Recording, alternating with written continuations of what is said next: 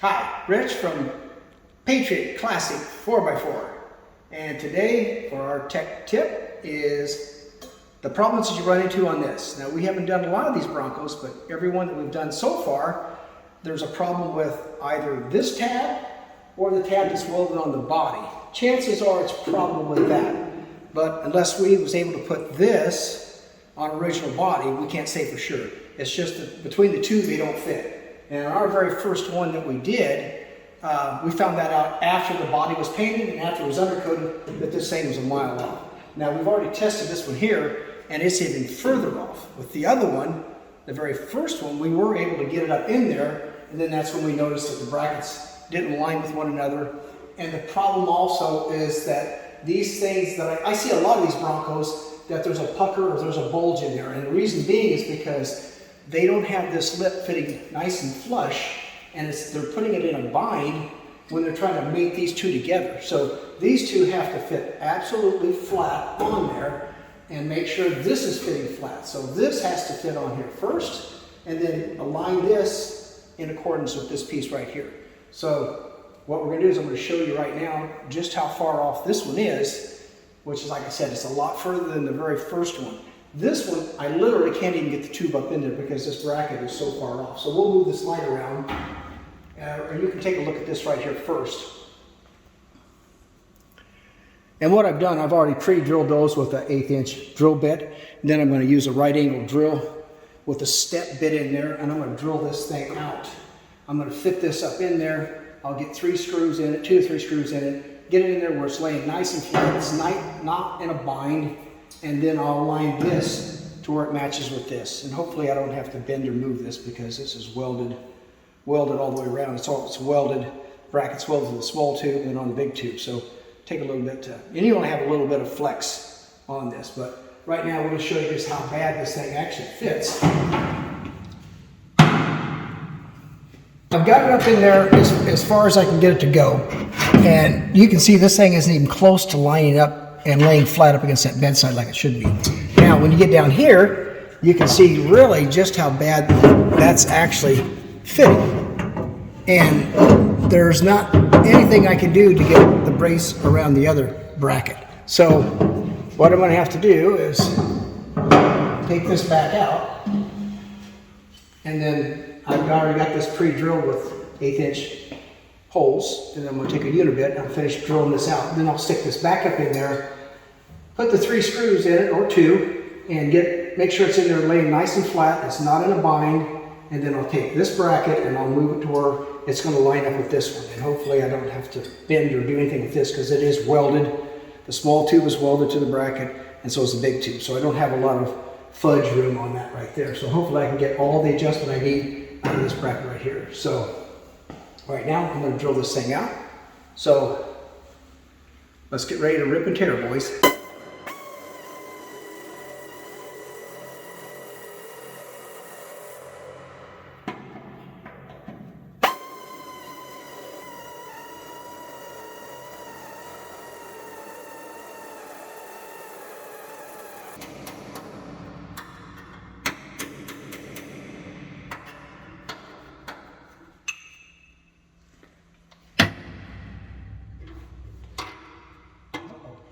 Okay, now that I got these, what I thought was 3, but there was actually one more small one. You could just barely see it right there. So now I got all 4 of them drilled out. We'll see if we can get it tapped off of there.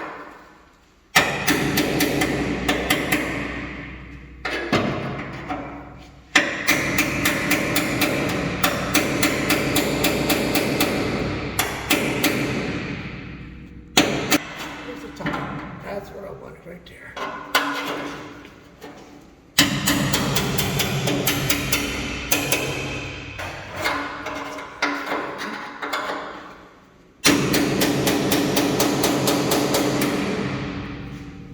Almost looks like it's another one right there. I think it is. Well, it actually there turned out to be 5 in there. I thought there was only 3, and then I found a 4th one, and I'll be a son of a gun if there wasn't a 5th one in there. And I knew I had the holes big enough, so this should come off fairly easy. It's just that simple, boys. Now, whether this thing still needs to be bent, I don't know. I guess we can figure that out. So I suppose if I go over there and straighten it, and come to find out it's still going to need a bend, then I'll put the bend back in it. So either way. So now what we're going to do is set the tube up in there and see how it fits.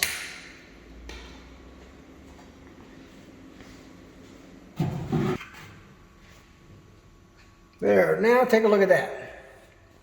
Now we're sitting absolutely flush. Doesn't look like anything's in a bind. It's nice and flat, clear up there at the top, all the way around. So that's where that needs to be. So what I'll do is I'll bring this down just a little bit, get a couple screws started to hold where we want it, and then we'll see where this bracket needs to go. Okay, now that I got the bracket off, I've tested this up there, and I still needed to tweak this flange. So even though it looked like it was where it needed to be, sometimes you need to kick this back. You need to kick this one forward. What I'm trying to do is make sure that I can get this thing to fit as flush against this without trying to run the screws in and draw it up. I would rather have this face plate fit flat on there and not in a bind. Same as when I go to hook this bracket up. I don't want anything in a bind, so I'm just going to put a couple screws in it right now.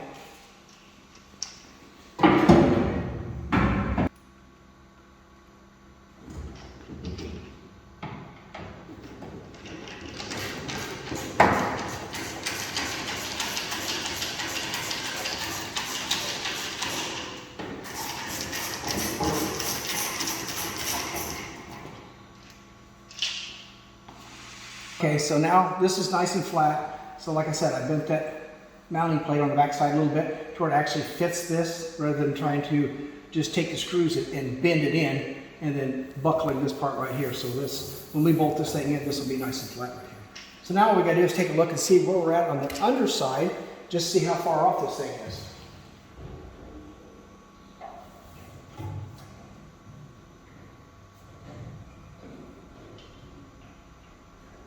And if you're wondering where we got this perfectly balanced rotisserie, we also make this. This rotisserie is designed specifically for the Bronco, but what kind of makes it a little unique over probably anything else on the market is we also design it to bolt onto your factory frame or aftermarket frame.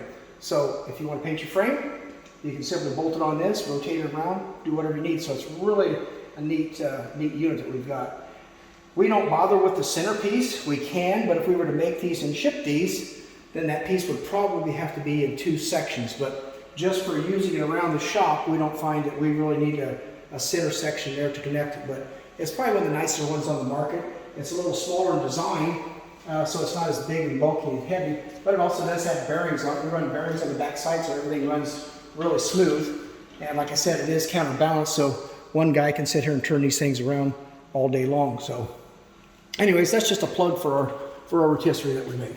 So let's take a look at this bracket now and just see how far off we are, and then we're going to have to move it to make it fit.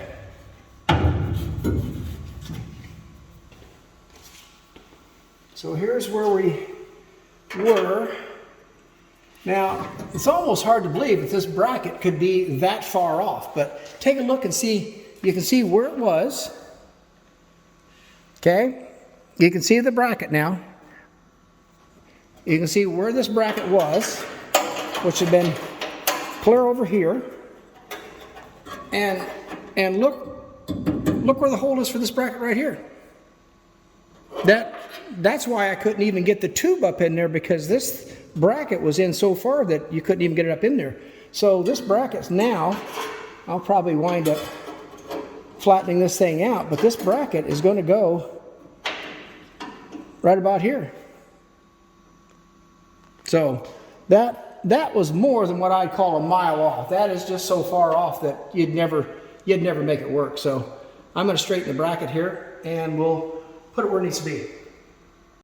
So what I had to do on this is I had to take this bracket that I took off, which was perfectly flat, and I had to put an offset in it. So that's telling me two things. The bracket on the tube itself is off by a mile, and so is this bracket here. But if you really look at where I had to move this bracket, I almost had to move it exactly the exact width of the bracket backwards, if you can see that real close. So that thing is a long ways off, but it was easier to put an offset on the bracket that I took off rather than take the thing off the tube, because otherwise this whole thing on this tube really should have been moved down so that this bracket here that's welded to the body would have been perfectly straight. So it would have been real straightforward, wouldn't have been that big of a deal. So anyway, so that's what I had to do. So right now all I'm going to do is I'm going to try to sneak my welder up in there and at least get a good tack on one of them, and then I'll take the tube out and then I'll finish welding them. And pretty much that's going to be about it. So let me see if I can get up here with the welder to get one shot on it. Now, obviously I don't have room to put my helmet on, but you should always wear a helmet. Eye protection, ear protection. That's just kind of common sense. But in a case like this, I'm not actually even going to look at it. I'm going to do this blindly off to the side and just put a tack.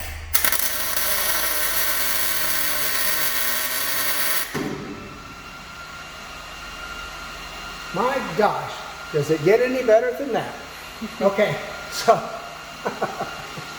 that's all I'm going to do for right now.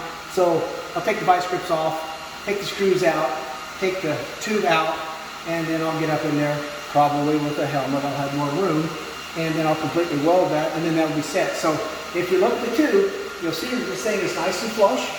Nothing's in a bind, nothing's buckled, and really that's just the way it is. So I hope that's a helpful tip for you, because there's nothing worse than having one already painted, or maybe your bedside, like we're getting ready to spray the bed liner into this, and then find out that this thing fits that bad, and then have to cut it and grind it and weld it and everything else. So hopefully this was a good helpful tip, and more of them to come. So thank you for watching.